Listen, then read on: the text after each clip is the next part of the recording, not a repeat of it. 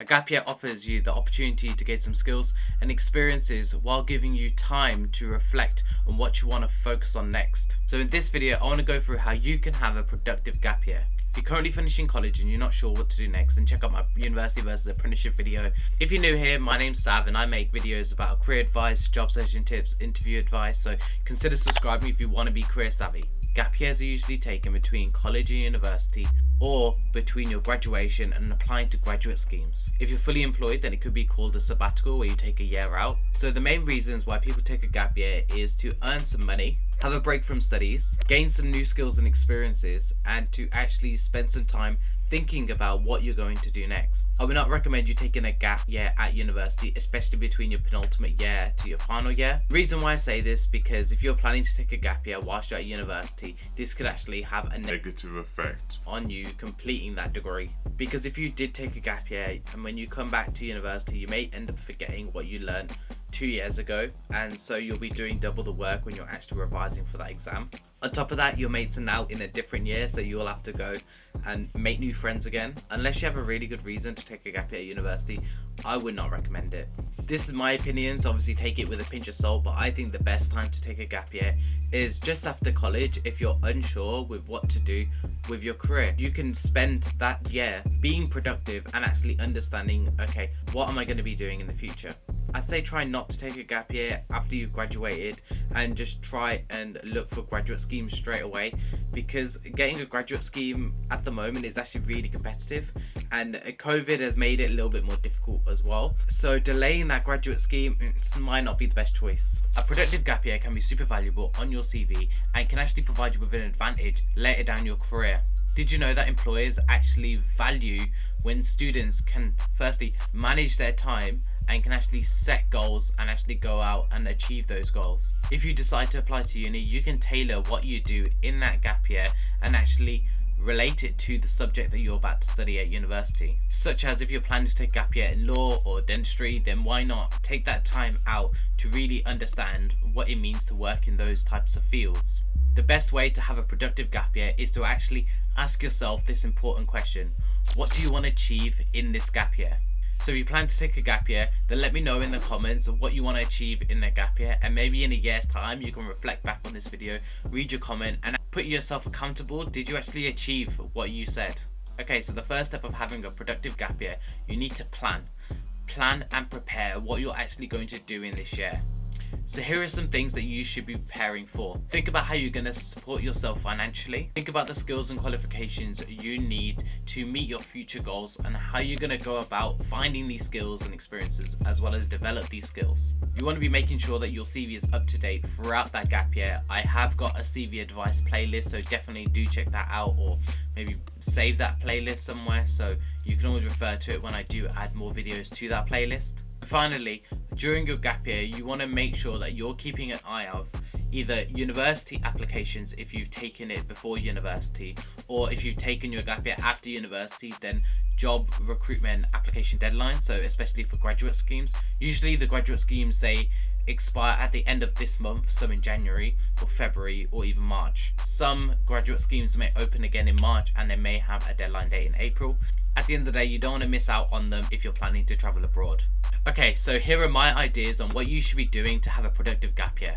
My first one to consider is actually traveling and living abroad for a whole year.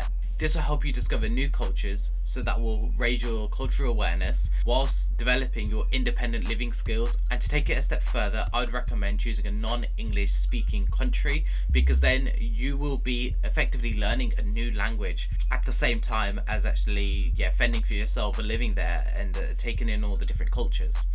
Trust me, many organizations now trade globally, so learning a new language can actually be an asset for when you apply to graduate schemes. Given that we are in a pandemic, definitely do check the government guidelines on what you can do in terms of actually living abroad. But if you can't live abroad, then I just recommend just living in a different city.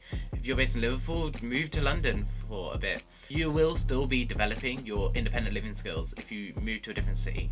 Okay, my next idea on what you can do to have a productive gap year is actually volunteering. Volunteering is great because not only will you be supporting a worthwhile cause, but you'll actually gain some experience doing it. This will help you develop any soft skills that employers actually love to hear. So that can be time management, organization, adaptability, being flexible, being able to work within a team. You can also gain like problem solving, creativity. My next point to having a productive gap year is actually taking some time to actually improve your mental health. You just finished maybe exams at A levels or exams at universities, and you want to take a break from all that studying. Improving your mental health could be like going to the gym, maybe taking the time to complete your driving theory and practical, because the roles that you're applying for may actually require you to drive a car, or maybe you live somewhere rural and there isn't much public transport about, so you know that you need a car in order for you to obviously get places. Maybe you could even start a YouTube channel or build a brand on TikTok, or just like find a specific niche and start creating a following. This could be all done within a year. Of course, my next idea of what you should be doing to have a productive gap year is actually a no-brainer. Get a full-time job, start earning some money and stacking. This will help you understand how to budget effectively whilst being financially stable. If you can start saving this early on in your career, honestly, your future self will be thanking you. My next idea of what you can do to have a productive gap year is actually undertaking work experiences or internships that are relevant to your career aspirations. These work experiences or internships could last a few weeks to a few months. It all depends on the type of contract that you sign, and some of them may be free, which I'm not all about, because if you're working, you should be earning a salary. But honestly, it is a good experience. Although you need to bear in mind that these are very competitive and you need to be applying early. Having industry experience or even internship experience will actually put you at a massive advantage for when you're applying to graduate schemes. Like, this will literally put you at the top of the list of, okay, we need to interview this person because they have the relevant hands-on experience. Also, gaining that experience in that particular sector will actually reconfirm in your mind if this is the right industry for me. Think about it, if you've been wanting to do dentistry for your whole life and you actually get some work experience at a dental practice, you turn up and it isn't what you thought, and you're thinking, oh, I don't actually want to deal with patients like this in this sort of way, or this is just not for you, then at least you reconfirm that during your gap year, rather than doing a full-on degree and then just not liking it after, and then you've got to think about actually doing like a career change. Finally, why don't you take the year out and actually do something new that you've not done before? As I mentioned, learning a new language, you can learn how to program or learn a musical instrument. Why don't you actually learn a practical skill, so like carpentry or mechanics? Learning a new skill will actually make you a more rounded individual. There are tons of websites that provide free courses that can help you gain certificates in like project management, programming courses, learning a different language, so like Python or Java, going to like UX, UI design, but actually just taking on a course. Getting certificates like this will definitely enhance your CV, and obviously you can explain to employers that you was actually productive in this gap year. So consider taking courses like business, project management, IT, administrative courses. You can do finance courses, coding courses. If you've got Excel on your CV and you say you're proficient at Excel, then why don't you actually do a course on Excel and back that up? If you end up having an unproductive gap year, this can just have a negative effect on your future career. So here are some disadvantages if you don't really have a plan or a structure within your gap year. A year out can actually be a distraction from your long-term plans and can make it harder to actually readjust to what you actually want to do in life.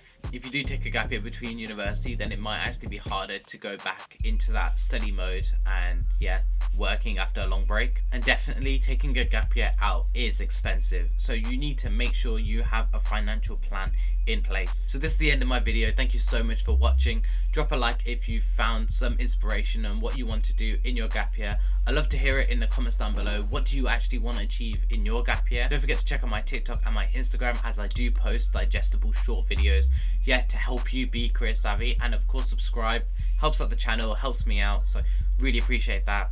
Don't forget, check out my other playlists on CV advice, interview advice. If you have an interview coming up, good luck and peace. I'll see you on the next one.